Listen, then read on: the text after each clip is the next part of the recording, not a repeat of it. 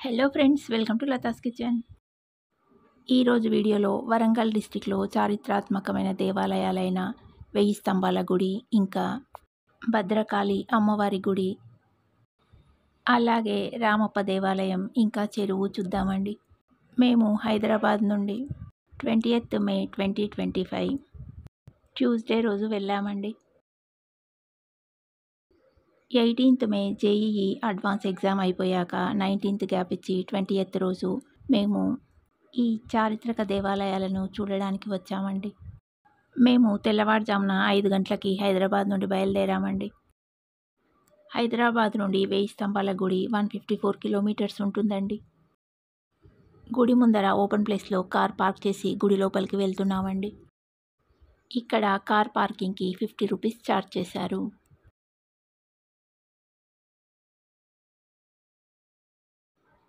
వరంగల్ జిల్లాలో హనుమకొండలో ఉన్న ఈ పురాతనమైన వెయ్యి స్తంభాల గుడిని దాదాపు 800 సంవత్సరాల క్రితం కాకతీయుల రాజైన రుద్రమదేవుడు 12వ శతాబ్దంలో దీన్ని నిర్మించాడు. వరంగల్ డిస్టిక్లో ఎక్కడ చూసినా చాలా వరకు ఆంజనేయ స్వామి భక్తులు కనిపించారండి. పేరులో ఉన్నట్టుగానే వెయ్యి స్తంభాల గుడిలో 1000 స్తంభాలు ఉంటాయండి.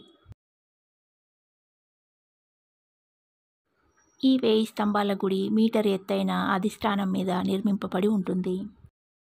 అధిష్టానం అంటే భూమి నుండి ఇలా అరుగులా ఉన్న నిర్మాణం అండి.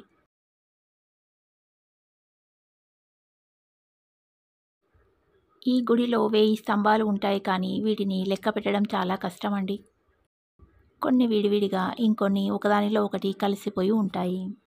ఈ పిల్లర్ల పైన ఏదైనా మెటల్ కాయిన్తో కొడితే సప్తస్వరాలు వినిపిస్తాయండి.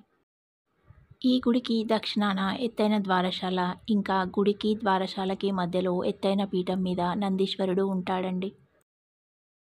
ఈ గుడిలో ఎక్కడ చూసినా అన్ని స్తంభాలపై అందమైన శిల్పాలు చెక్కబడి ఉంటాయండి. ఇది గుడి లోపలికి వెళ్ళే ఎంట్రన్స్ అండి.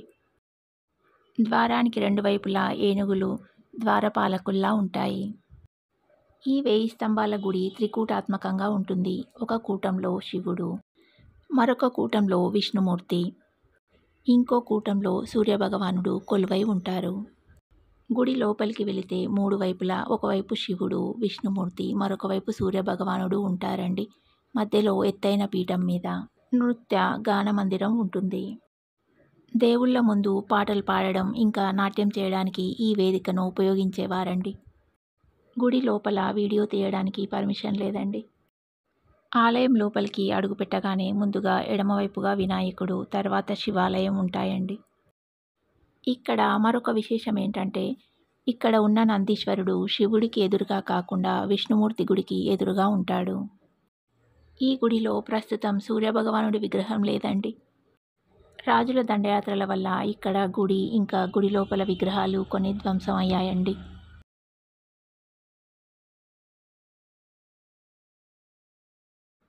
వెయ్యి స్తంభాల గుడిలో శివాలయం, ఇంకా ఆలయానికి ఎదురుగా ఉండే మండపం మొత్తం కలిపి 1000 స్తంభాలు ఉంటాయండి. గుడి ముందర ఉన్న మండపం ఎంట్రన్స్లోంచి లోపలికి వెళితే 3 వైపులా ఒకే విధమైన నిర్మాణం ఉంటుందండి. ఇక్కడ ఏ రాయిని చూసినా శిల్పకళా సౌందర్యం కనిపిస్తూ ఉంటుందండి. ఇది మండపం ఎంట్రన్స్ అండి. కడప ఇలా ఉందన్నమాట. మండపం గడప దాటి లోపలికి వస్తే ఇలా ఉంటుందండి. మండపం మధ్యలో చతురస్రాకార నిర్మాణం ఉండి ఇసుకతో నింపి ఉందండి. లోపలికి వచ్చాక 3 వైపులా ఎటువైపు వెళ్ళినా ఇలా ఒకేలాంటి నిర్మాణాలు ఉంటాయి. ఇక్కడ ఎత్తైన అరుగులు ఉండి పిల్లర్లతో ఇలా నిర్మించబడి ఉందండి.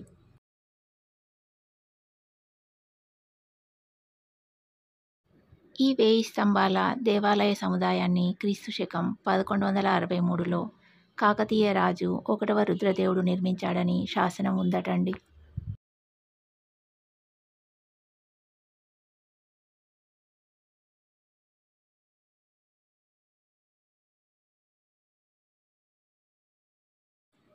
ఇక్కడి నుండి ఓరుగల్లు కోట, ఇంకా నిగూఢ కాకతీయ సామ్రాజ్యపు స్థావరాలను కలుపుతూ భూ అంతర్భాగంలో రహస్య మార్గం ఉందటండి. అంటే ఇక్కడి నుండి రహస్య సొరంగ మార్గం ఉందన్నమాట. కొన్ని భద్రతా కారణాల వల్ల, ఇంకా సొరంగం ధ్వంసం కావడం వల్ల ఇప్పుడది మూసేశారండి.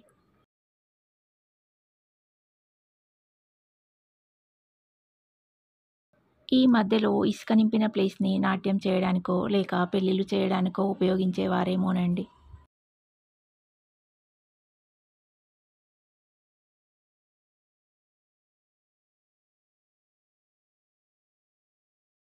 ఇక్కడ తిరుగుతూ స్తంభాల మీద అద్భుతమైన శిల్పకళను చూస్తూ ఉంటే అదొక ఆనందానుభూతండి.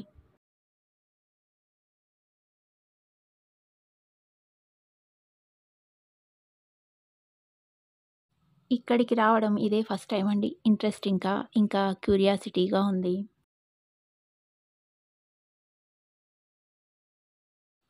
పిల్లల్ని కూడా ఇలాంటి ప్లేసెస్‌కి తీసుకెళ్ళి హిస్టరీ చెప్తే ఇంట్రెస్ట్‌గా వింటారు. ఇలాంటి కట్టడాలను చూసినప్పుడే కట్టించిన వారి గొప్పతనం, ఇంకా కట్టిన వారి నైపుణ్యం తెలుస్తుంది. ఇంతటి అద్భుత కట్టడం మన ఇండియాలో, అది తెలంగాణలో ఉండడం మనకు గర్వకారణమండి.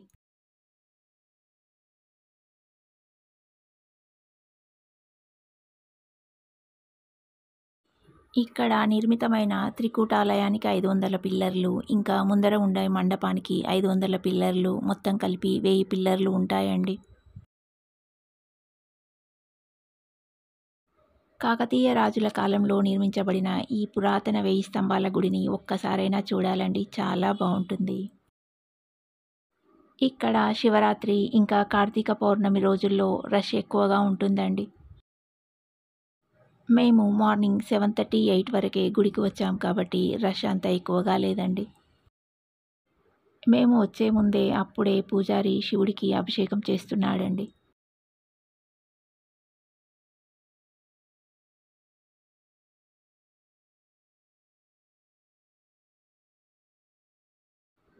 పైనే ఇలా గుడి చుట్టూ ప్రదక్షిణ చేసే వీలుంటుందండి.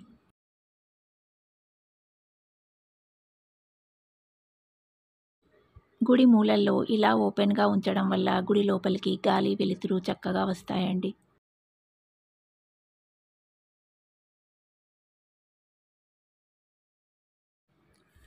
ఇక్కడ గుడి ఈశాన్యంలో కోనేరు ఉంటుందండి. ఇది కాకతీయుల రాజుల కాలం నుండి ఇప్పటి వరకు ఎప్పుడూ ఎండిపోలేదట. ఒకప్పుడు సిటీ మొత్తానికి ఇక్కడి నుండే వాటర్ సప్లై అయ్యేదటండి. దీని లోపలికి దిగడానికి మెట్లున్నాయండి.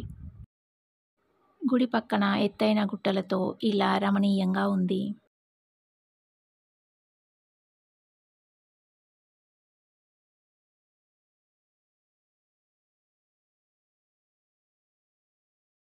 మేము ముందుగా 1000 స్తంభాల గుడిని చూసి ఇక్కడి నుండి బయలుదేరి భద్రకాళి అమ్మవారి టెంపుల్‌కి వెళ్ళామండి.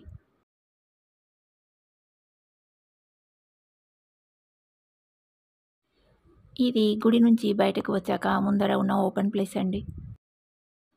దూర ప్రాంతాల నుండి వచ్చేవారు ఇక్కడికి కాజీపేట, లేదంటే వరంగల్ రైల్వే స్టేషన్ నుండి బస్సులు లేదా ఆటోల్లో ఇక్కడికి చేరుకొని రుద్రేశ్వర్‌ని దర్శించుకోవచ్చండి. వరంగల్ రైల్వే స్టేషన్ నుండి హనుమకొండకి 5 కిలోమీటర్ల దూరం ఉంటుందండి. ఇక్కడ స్టే చేయాలనుకునే వారి కోసం హరిత హోటల్స్, ఇంకా ప్రైవేట్ హోటల్స్ కూడా ఉంటాయండి. ఈ భద్రకాళి టెంపుల్ భద్రకాళి చెరువు తీరాన గుట్టల మధ్యలో ప్రకృతి శోభతో ప్రశాంతమైన వాతావరణంలో ఉంటుందండి. గేట్ నుండి లోపలికి ప్రైవేట్ వెహికల్స్‌ని అలో చేయరండి. గుడి ముందే పార్కింగ్ ఉంటుంది. టెంపుల్ స్టాఫ్ కానీ, వీఐపీలు కానీ, ఇంకా సెక్యూరిటీ వాళ్ళు కానీ వెహికల్స్‌తో లోపలికి వెళ్తారండి.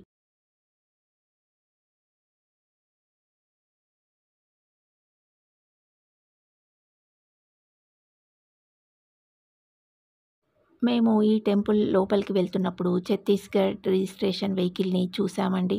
లోపలికి వెళ్ళాక ఒక వీఐపీ ఉంటే అతనెవరని ఎంక్వైరీ చేస్తే కాకతీయ రాజుల 22వ వారసుడని చెప్పారండి. కాకతీయ రాజుల వారసులు ప్రస్తుతం ఛత్తీస్‌గఢ్‌లో ఉంటున్నారు. ఇది గుడి ఎంట్రన్స్ అండి.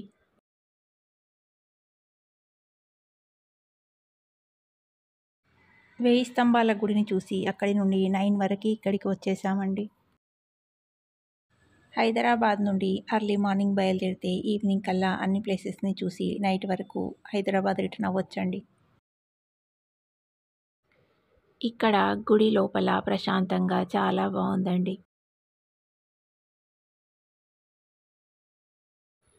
గుడి లోపలే ఇలా గోశాల ఉందండి.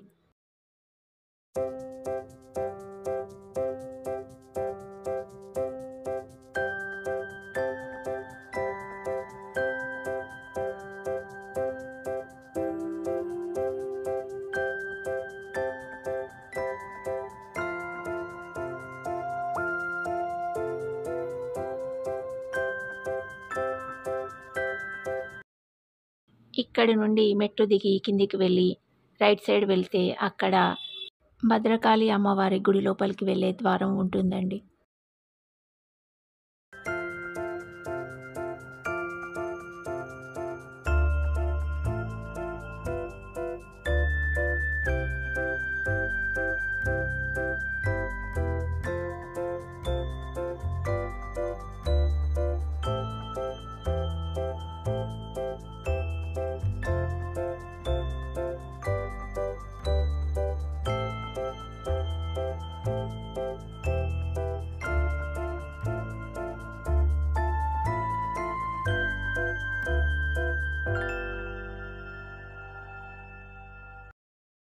ఇది భద్రకాళి అమ్మవారి గుడి లోపలికి వెళ్ళే ఎంట్రన్స్ అండి.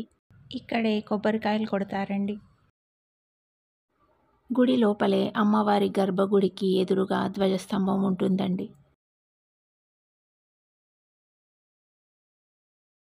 శ్రీ భద్రకాళీ దేవి విగ్రహం దాదాపు 9 అడుగుల ఎత్తు, 9 అడుగుల వెడల్పుతో కన్నుల పండువగా అలరారుతూ భక్తులను కటాక్షిస్తున్నట్టుగా కనిపిస్తుందండి. అమ్మవారికి ఎదురుగా అమ్మవారి వాహనమైన సింహం ఉంటుందండి.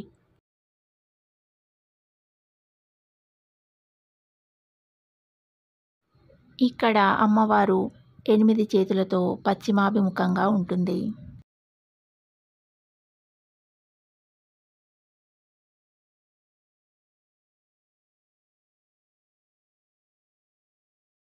అమ్మవారిని చూస్తూ ఉంటే తన్మయత్వంతో కళ్ళల్లో నీళ్లు తిరుగుతాయండి. విగ్రహం అంత బాగుంటుంది.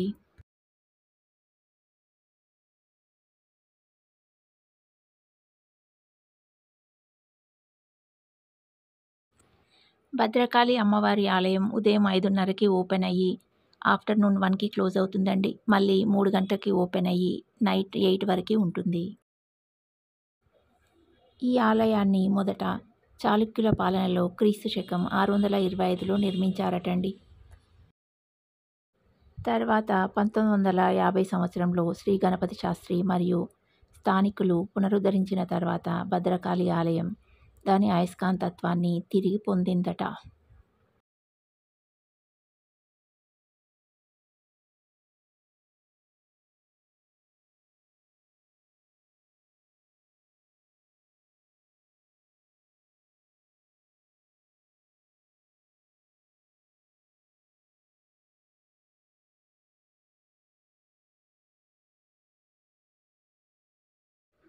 సంవత్సరంలో ఈ ఆలయాన్ని కొన్ని లక్షల మంది భక్తులు దర్శిస్తారటండి. ఇక్కడ భద్రకాళి అమ్మవారి విగ్రహం 2.7 మీటర్స్ పొడవు ఉంటుందండి. ఈ విగ్రహాన్ని రాతితో తయారు చేశారు. ఈ ఆలయం మహామండపంలో శివుడు, హనుమంతుడు, సుబ్రహ్మణ్య స్వామి ఇంకా నవగ్రహాల మందిరాలు ఉన్నాయండి. గుడి నుండి బయటకు వచ్చే ద్వారం దగ్గరే ఇక్కడ ప్రసాదాలను అమ్ముతున్నారండి. ఇక్కడ చారిత్రక ప్రాముఖ్యతతో పాటు ఈ ఆలయం చుట్టూ ఉన్న సహజ శిలలు కూడా ఈ ఆలయాన్ని దర్శించేలా చేస్తాయండి. ఈ ఆలయం పక్కగా భద్రకాళి సరస్సు ఉంటుందండి. ఈ సరస్సు 2.5 కిలోమీటర్ల విస్తీర్ణంలో ఉండి సరస్సు చుట్టూ కొండలు ఉండి చాలా బాగుంటుందండి. ఇది మానవ నిర్మిత సరస్సు. దీనిని నీటిపారుదల మరియు ఇతర అవసరాలకు కాకతీయుల కాలంలో ఉపయోగించేవారటండి. గుడి లోపల అమ్మవారి గర్భగుడికి వెనకాల ఇక్కడ యాగశాల ఉందండి. ఈ దేవాలయానికి సమీపంలో కాకతీయ మ్యూజికల్ గార్డెన్ ఉందండి. 1000 స్తంభాల గుడి నుండి దాదాపు 2 కిలోమీటర్ల దూరంలోనే భద్రకాళి అమ్మవారి టెంపుల్ ఉంటుందండి. ఇక్కడ అమ్మవారిని దర్శించుకొని ఇక్కడి నుండి బయలుదేరి మేము రామప్ప దేవాలయం చూడడానికి వెళ్ళామండి. రామప్ప దేవాలయానికి వెళ్ళే దారిలో ఒక చోట ఆగి టిఫిన్ చేశామండి.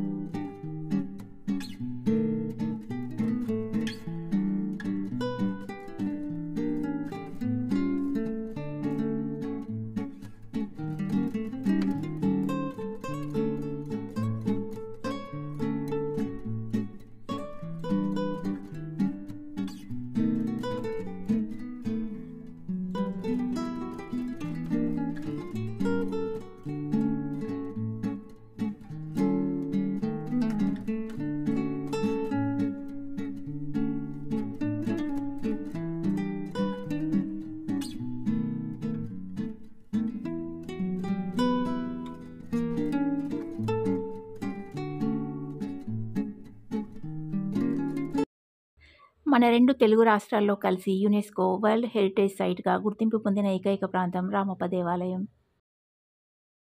రీసెంట్‌గా అయోధ్యలో కట్టిన రామమందిర నిర్మాణానికి కూడా ఇక్కడి టెక్నాలజీనే అడాప్ట్ చేసుకొని కట్టారటండి. రామప్ప దేవాలయంగా పిలిచే ఈ రుద్రేశ్వర స్వామి ఆలయం ములుగు జిల్లా పాలంపేట గ్రామంలో ఉంది. హైదరాబాద్ నుండి దాదాపుగా 210 కిలోమీటర్ల దూరంలో ఈ రామప్ప దేవాలయం ఉంటుందండి. ఇంకా వరంగల్ నుండి 70 కిలోమీటర్ల దూరం ఉంటుందండి.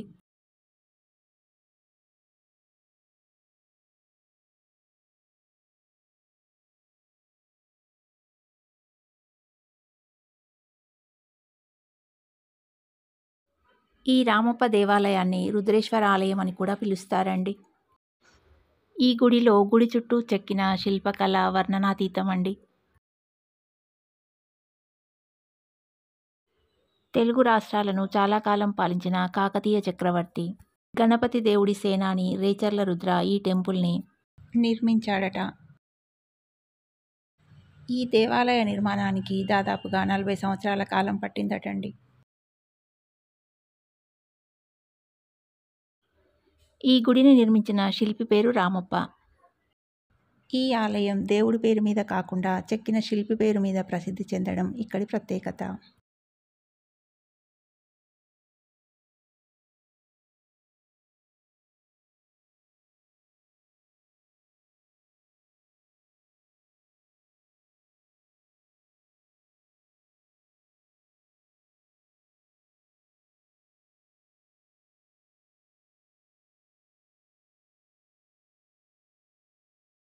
ఈ ఆలయంలో గర్భగుడి ఇంకా విమాన గోపురాలను నిర్మించిన ఇటుకలు నీళ్ళల్లో వేస్తే తేలేలా ఉంటాయి.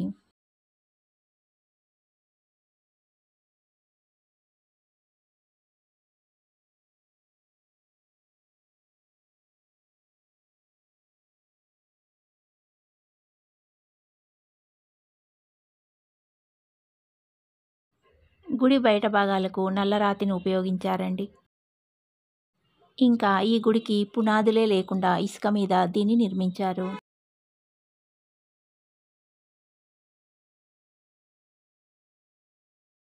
ఈ గుడి ప్రధాన ద్వారం దెబ్బతిందండి. అల్లావుద్దీన్ ఖిల్జీ సేనాని దండయాత్రలో ఇంకా గుప్తనిధుల కోసం తవ్వకాలలో ఈ గుడి పరిసరాలు కొంచెం దెబ్బతిన్నాయండి. ఈ గుడిని ఎర్ర ఇసుక రాతితో నిర్మించారు. ఇది భూకంపాలు వస్తే కూడా తట్టుకునేలా ఉంటుంది.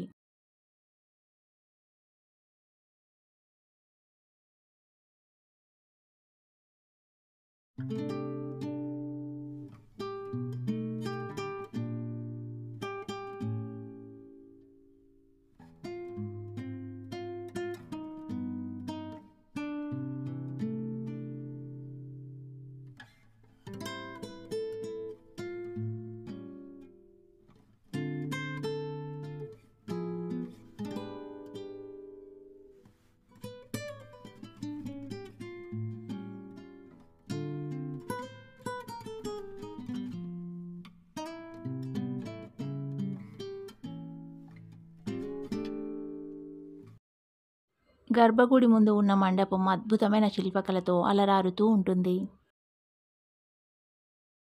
ఇక్కడ చెక్కిన శిల్పాలను చూసే అంతరించిపోయిన పేరిణి శివతాండవాన్ని మళ్ళీ పునరుద్ధరించారట.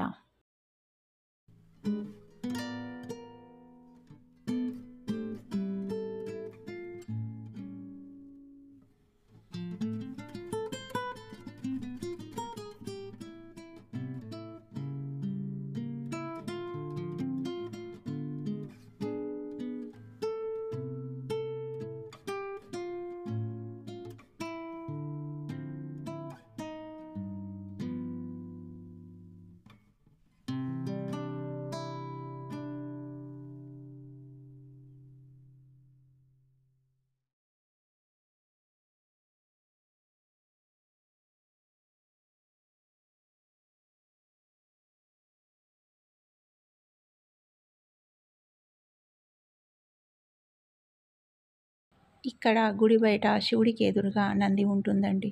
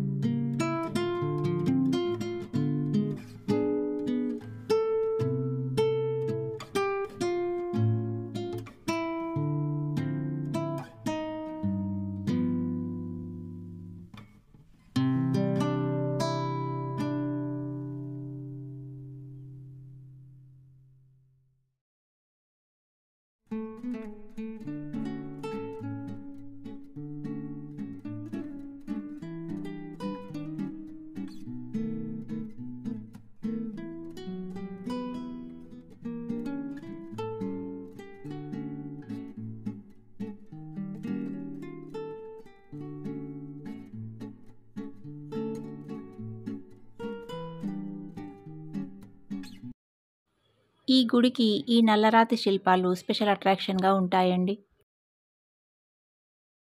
ఈ నల్లరాతి శిల్పాలు ఇక్కడ 3 ద్వారాల పైన ఉంటాయండి. వీటిని మదనికలు అంటారు.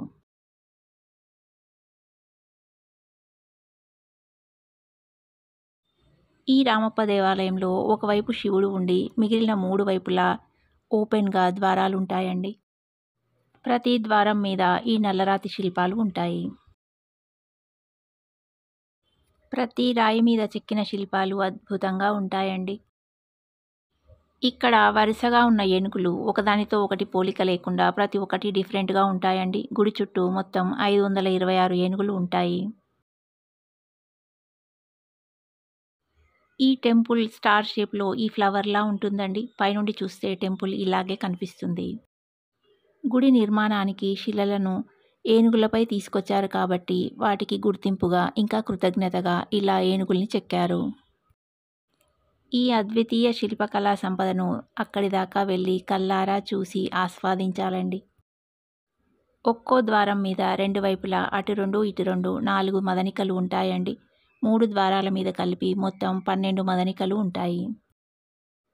ఈ శిల్పాలను పరీక్షించి చూస్తే కొన్ని కోపంగా, ఇంకా ఒకటి నవ్వుతున్నట్టుగా కనిపిస్తాయండి. ఇక్కడ కనిపిస్తున్న పిల్లర్లని సపోర్టుగా కొత్తగా నిర్మించారండి. ఇక్కడ శిల్పానికి పెద్ద చెవిరింగులు ఇంకా కాళ్ళకి హీల్స్ వేసి ఉంటాయండి. అప్పట్లోనే మహిళలు పెద్ద చెవిరింగులు ఇంకా కాళ్ళకి హై హీల్స్ చెప్పులు వాడేవారని అర్థమవుతుందండి. ఇక్కడ ఉన్న మదనికలన్నీ కొద్ది కొద్దిగా డ్యామేజ్ అయి ఉంటాయండి. ఒక్కటి మాత్రం పర్ఫెక్ట్‌గా ఉంటుంది.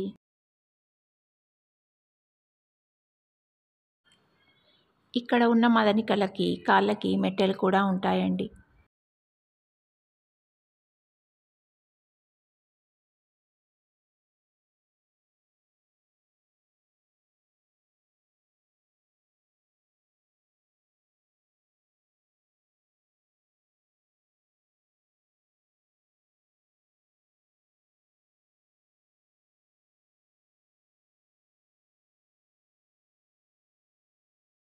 ఇక్కడ గోపుర నిర్మాణానికి ఉపయోగించిన ఇటుకలు చాలా లైట్ వెయిట్‌గా ఉండి విరగ్గొట్టడానికి చాలా కష్టంగా ఉంటాయి. ఇంకా ఇవి నీళ్ళల్లో వేస్తే తేలుతాయని వచ్చిన ప్రతి ఒక్కరూ ఇటుకను తీసి నీళ్ళల్లో వేసి చూస్తున్నారని ఇప్పుడు ప్లాస్టరింగ్ చేశారటండి. ఇది పాకశాల అండి. ఒకప్పుడు దేవుడికి నైవేద్యం పెట్టడానికి వంటలు ఇక్కడ చేసేవారట. ఇప్పుడు ఆర్కియాలజీ డిపార్ట్మెంట్ వారు ఇక్కడ వంటలు చేయడంపై నిషేధం విధించారటండి. ప్రస్తుతం పూజారి ఇంటి నుండే నైవేద్యాలు వస్తున్నాయట. ఈ గుడిని కట్టించిన రాయి 2 కలర్లతో డబుల్ షేడింగ్‌లో ఉంటుందండి. ఇంకా పైనుండి చూడడానికి హార్డ్‌గా ఉండి ముట్టుకుంటే మాత్రం చాలా సాఫ్ట్‌గా, స్మూత్‌గా ఉంటుంది.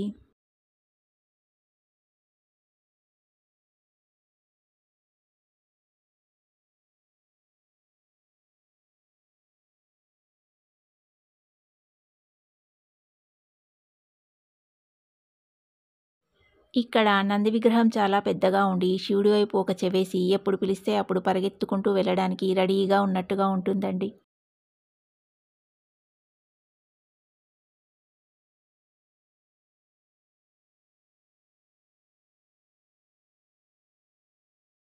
గర్భగుడి ముందు భాగంలో పేరిణి శివతాండవ నృత్య రూపాలు చెక్కబడి ఉన్నాయండి. కాకతీయుల కాలంలో యుద్ధానికి వెళ్లే ముందు సైనికుల్లో ఉత్సాహాన్ని నింపడానికి శివతాండవాన్ని చేసేవారట. కాకతీయుల కాలం తర్వాత దాదాపు అంతరించిపోయిన పేరిణి శివతాండవం ఇప్పుడు తెలంగాణ డాన్స్ ఫామ్ అయిందండి. ఇక్కడ గుడి ముందు ఉన్న బ్లాక్ పిల్లర్స్ పైన చెక్కిన శిల్పాలలో సన్నగా దారం పట్టేంత హోల్ ఉంటుందండి. అప్పుడు ఏ మిషనరీ లేకుండా అలా శిల్పాలను ఎలా చెక్కారా అని ఆశ్చర్యంగా ఉంటుంది. అలా చెక్కేటప్పుడు ఒక్క శిల్పం డ్యామేజ్ అయిన పిల్లర్ మొత్తాన్ని మళ్ళీ చెక్కాల్సి వస్తుంది. గుడి లోపల ఈ పిల్లర్ల పైన మహాభారతం, శివపురాణం స్టోరీలను చెక్కారండి. పరీక్షించి చూస్తే పురాణాలు తెలిసిన వారికైతే స్టోరీలు చక్కగా అర్థమవుతాయండి. ఈ పిల్లర్ పైన గోపికా వస్త్రాపహరణం స్టోరీ ఉందండి.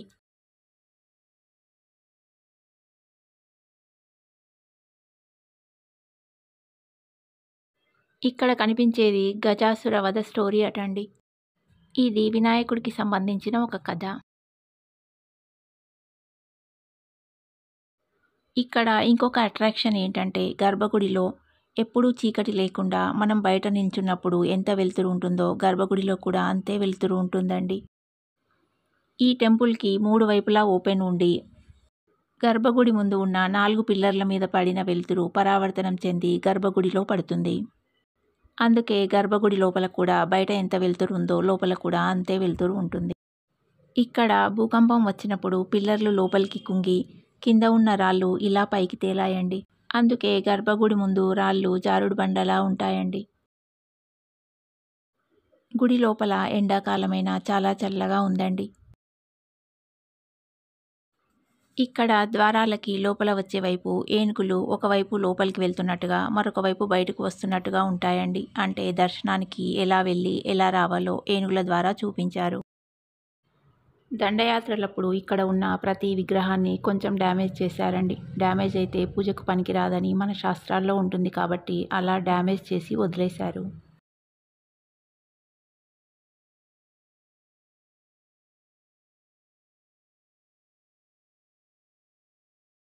గుడి ఆవరణలో మరొక శివాలయం ఉందండి.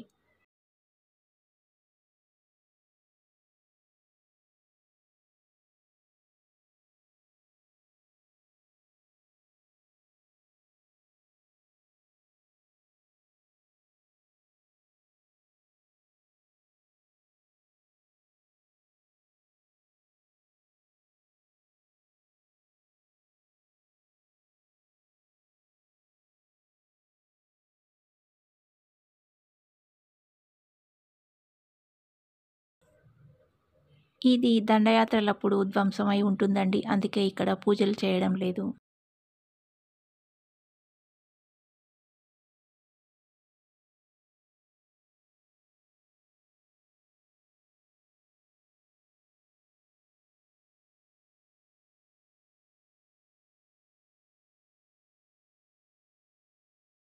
ఇక్కడ నంది మొహం కూడా సగం డ్యామేజ్ అయి ఉందండి.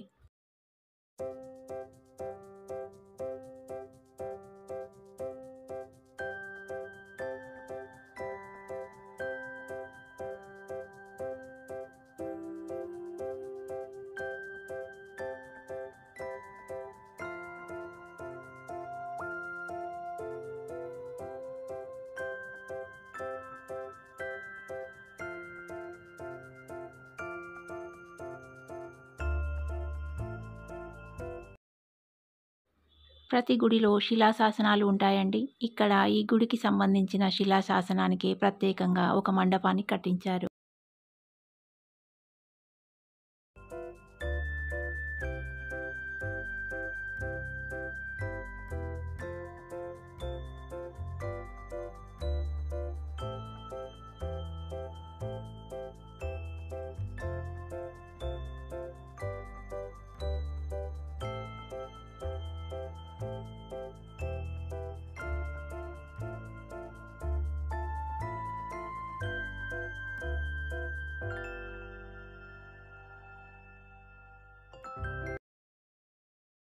యునెస్కో వారసత్వ సంపదగా గుర్తింపు పొందిన ఈ రామప్ప దేవాలయాన్ని ఒక్కసారైనా తప్పకుండా చూసి తీరాల్సిందేనండి.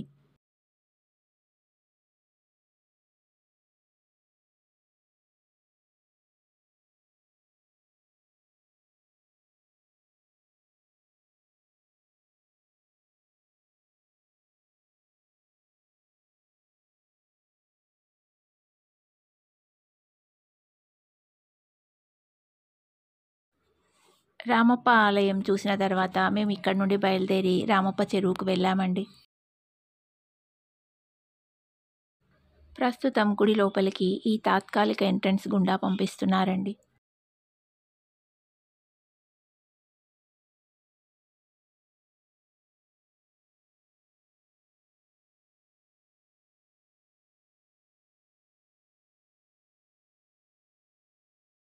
గుడి నుండి బయటకు వచ్చాక అక్కడ కూల్ డ్రింకింగ్ వాటర్ ఉన్నాయండి.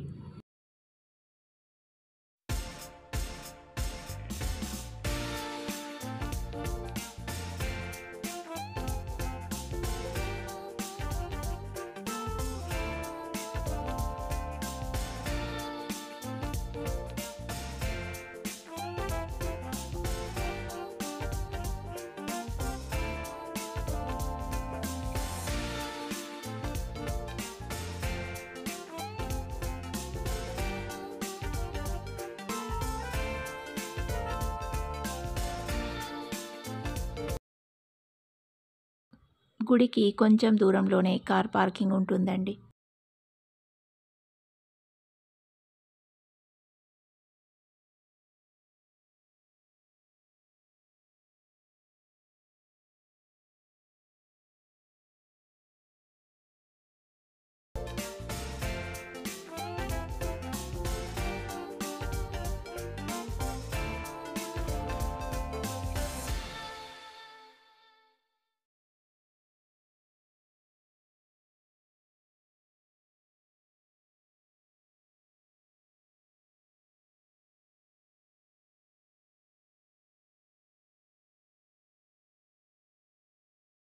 ఇది రామప్ప చెరువుకు వెళ్ళే దారండి. దారంతా పచ్చగా చాలా చక్కగా ఉంది.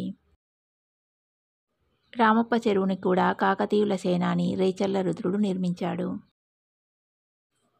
రామప్ప దేవాలయాన్ని నిర్మించినప్పుడే ఈ చెరువును కూడా నిర్మించారటండి. ఈ చెరువు కింద దాదాపు 10,000 ఎకరాల భూమి సాగవుతుంది. రామప్ప చెరువు దగ్గరకైతే వచ్చేసామండి. రాజుల కాలంలో పాలన అంతా ట్యాంక్, టౌన్, టెంపుల్ విధానంలో జరిగిందంటారు. దానికి నిదర్శనమే రామప్ప దేవాలయం, రామప్ప చెరువు, ఇంకా పట్టణం. ఈ రామప్ప లేకులో బోటింగ్ కూడా ఉందండి. కాకతీయుల కాలంలో నిర్మించిన చెరువులన్నీ గొలుసుకట్టు చెరువులండి. అంటే ఒక చెరువు నిండితే మరొక చెరువులోకి, ఆ చెరువు నిండితే దాని నుండి మరొక చెరువులోకి అలా నీళ్లు వెళ్తూ ఉంటాయి. ఈ రామప్ప చెరువు కింద దాదాపు 10 నుండి 12,000 ఎకరాల వరకి 2 పంటలకు సాగునీరు అందుతుందండి.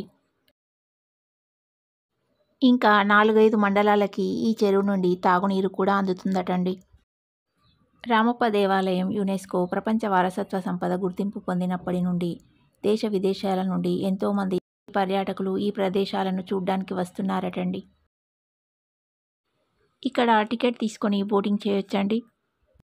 నీళ్ళల్లో క్రోకడైల్స్ ఉంటాయని ఊరికే మాత్రం కిందికి వెళ్ళనివ్వలేదండి.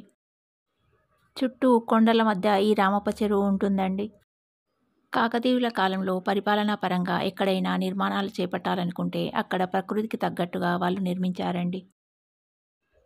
రామప్ప చెరువు చాలా పెద్దగా ఉండి చూడ్డానికి చాలా బాగుంటుందండి.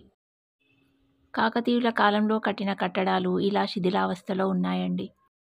ఇది ఫ్రెండ్స్ ఈరోజు వీడియో. ఈ వీడియో మీకు నచ్చితే లైక్ చేయండి. ఇంకా మీ ఫ్రెండ్స్ అండ్ రిలేటివ్స్కి షేర్ చేయండి. మరొక ఇంట్రెస్టింగ్ వీడియోతో మళ్ళీ కలుద్దాం. Thanks for watching.